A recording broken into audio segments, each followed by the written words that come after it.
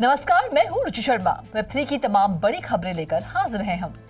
App coin Dow युगा labs ecosystem के संकटग्रस्त native token द्वारा गवर्नड ऑर्गेनाइजेशन जल्द ही एक सिस्टर डाओ लॉन्च करेगा, जिसे गवर्नेंस प्रपोजल के बाद इन्फ्लुएंशियल एनएफटीज प्राप्त करने का काम सौंपा जाएगा, जो एक नैरो मार्जिन से पास हुआ है। AIP 297 एनिमोका ब्रांड्स के को-फाउंडर यात्सुई द्वारा रखा गया एक प्रपोजल 21 सितंबर को 53.6% सपोर्ट के साथ पास हुआ। इसमें कम्युनिटी गवर्नड NFT वॉल्ट को फंड देने के लिए एप कॉइन ट्रेजरी से 750,000 एप टोकन सुरक्षित करने की योजना शामिल है। NFTs art, music, virtual worlds और गेमिंग क्षेत्रों सहित अन्य क्षेत्रों तक फैला होगा। प्रस्ताव में कहा गया है कि एक्वायर्ड NFTs को कम्युनिटी गवर्नड वॉल्ट के माध्यम से मैनेज किया जाएगा, जिसे सिस्टर डाओ मेंबर्स द्वारा वोट दिया जाएगा और एप होल्डर्स के लिए निकट भविष्य में एप टोकन में पोटेंशियल ग्रांट्स के साथ एप का उपयोग करने के लिए खुला रहेगा। एप वह टोकन होगा जो इनिशियल NFT एक्विजिशन से लेकर इन NFT IPs का लाभ उठाने वाले प्रोडक्ट्स के डेवलपमेंट तक हर स्टेज के ऑपरेशंस और एग्जीक्यूशन को शक्ति प्रदान करता है। Sister DAO main ape coin DAO से स्वतंत्र रूप से काम करेगा, लेकिन फिर भी एप होल्डर्स द्वारा गवर्न होगा। सुई का प्रस्ताव NFT डाउन ट्रेंड के बीच एलिंग एप कॉइन कम्युनिटी को फिर से मजबूत करने का प्रयास करता है। डैपराडर के अनुसार मार्च के बाद से मंथली NFT ट्रेडिंग वॉल्यूम 70% गिरकर $559 मिलियन हो गई है। सेल्स काउंट भी 45% घटकर 3.2 मिलियन हो गया है। बढ़ते हैं अगली खबर की ओर।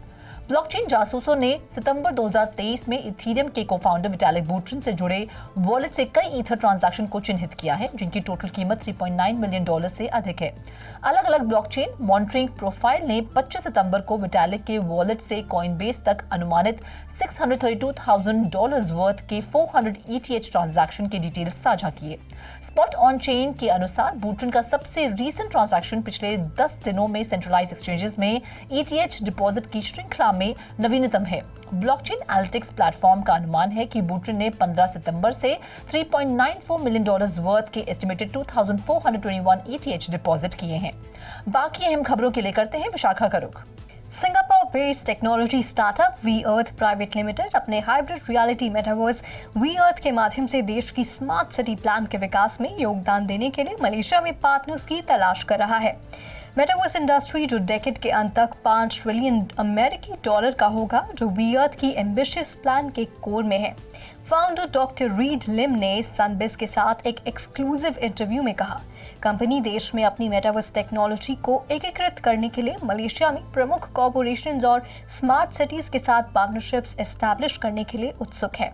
उन्होंने कहा कि जो बात वी अर्थ को अन्य मेटावर्स से अलग करती है वह इसका ग्लोबल पोजिशनिंग सिस्टम जियो लोकेशन का उपयोग है। ट्रेडिशनल मेटावर्स के अलावा जहां यूजर्स पूरी तरह से काल्पनिक क्षेत्रों में प्रवेश करते हैं, वी अर्थ का लक्ष्य यूजर्स के फिजिकल लोकेशंस का प्रतिनिधित्व करने के लिए GPS टेक्नोलॉजी का उपयोग करके वास्तविक दुनिया को फिर से बनाना है। बढ़ते हैं अगली खबर की ओर। डिजिटल ट्रांसफॉर्मेशन के एरा में अपकमिंग हाइपर रियलिस्टिक मेटावर्स दुनिया के लिए डोमेस्टिक रिसर्चर्स को डिस्प्ले और स्टीरियोस्कोपिक इमेजिंग टेक्नोलॉजीज के डेवलपमेंट में उनकी अचीवमेंट्स का प्रदर्शन किया जाता है। इलेक्ट्रॉनिक्स और टेलीकम्युनिकेशन रिसर्च इंस्टीट्यूट ने 16 अगस्त से सोल में COEX में के डिस्प्ले 2023 के लिए कंसेक्यूटिव इवेंट्स में पार्टिसिपेट किया। इसके बाद 23 अगस्त को बुसन में पेक्सको में IMID 2023 आयोजित किया गया, जहां उन्होंने विभिन्न प्रकार का प्रदर्शन किया। Innovative technologies truly realistic metaverse दुनिया को साकार करने में सक्षम है। इस एग्जीबिशन में ETRI ने 4 कैटेगरीज में टोटल 11 टेक्नोलॉजीज का अनावरण किया, जिनमें की hyper realistic displays, converge display, stereoscopic image creation और services, 3D stereoscopic shape inspection equipment शामिल हैं। हाइपर रियलिटी डिस्प्लेस के दायरे में मेटावर्स के लिए एक्सटेंडेड रियलिटी डिवाइसेस में रियलिस्टिक वर्चुअल रियलिटी का एहसास करने के लिए OLED on silicon micro display technology और हाई रेजोल्यूशन और हाई कलर प्योरिटी डिस्प्लेस को लागू करने के लिए quantum dot colour conversion display technology शामिल थी। इसने एक्सा डिवाइसेस को लागू करने के लिए M3D टेक्नोलॉजी भी पेश की, जो कि लाइट, थिन और लो पावर कंजम्पशन है। Over to you Roshni.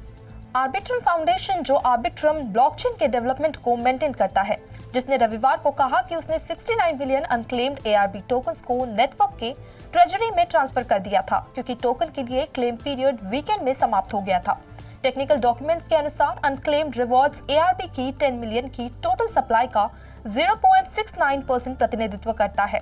Dune analytics dashboard के डेटा से पता चलता है कि 93% एलिजिबल यूजर्स ने टोकन को क्लेम किया था। करंट प्राइसेस पर इन टोकन की कीमत $59 मिलियन से अधिक है। मार्च के अंत में एलिजिबल यूजर्स के लिए ARB टोकन्स एयर ड्रॉप किए गए थे, जिससे एक बड़ा कम्युनिटी रिस्पांस मिला। लाइव होने के बाद कुछ ही घंटों बाद 23,000 यूनिक यूजर्स द्वारा 42 मिलियन से अधिक टोकन को क्लेम किए गए। एयर ड्रॉप्स का तात्पर्य प्रोजेक्ट से क्रिप्टो यूजर्स तक टोकन के अनचाहे और ऑटोमेटिक ट्रांसफर से है। तो आज के लिए बस इतना ही। ऐसी वेब3 से जुड़ी खबरों के लिए देखते रहिए 3.TV।